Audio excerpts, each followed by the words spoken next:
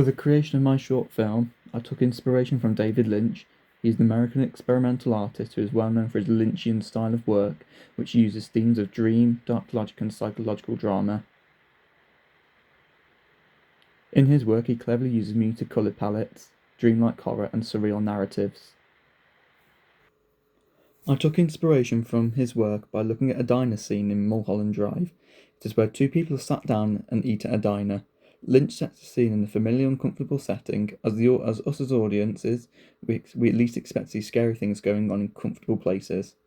That is until one of the characters starts talking about a monster he remembers in his dream, only to head outside and experience the monster which appears right in front of him. He is so scared that he falls to the floor in fear.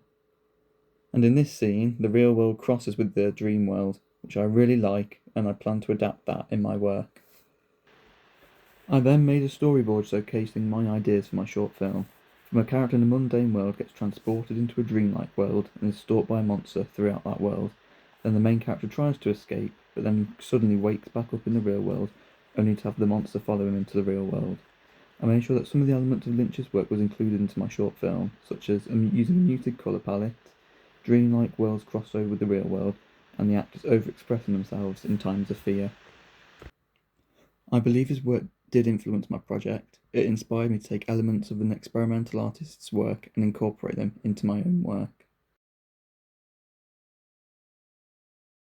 For the post-production of my film, I cut all the footage to the length I needed.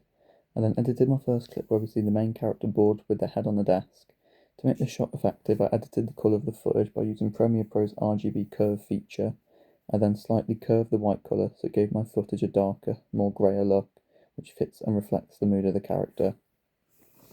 With the camera, I used a pan and zoom to create a transition where we see the main character enter the dream. I placed downloaded audio file of a dreamlike harp playing as I zoomed in on the main character, and as he enters a dream, I played the harp sound in reverse and overlapped a downloaded audio of footsteps in a hallway from a stock audio library to showcase the main character walking through the hallway.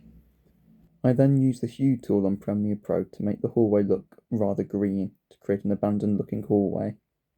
As I took inspiration from Lynch's work, I made sure I did close-up zooms on the monster who followed the main character in the dream, and the main character's facial expressions to make it appeal as much as possible. I made sure I included stock audio of screams and suspense sound effects to create tension within my work.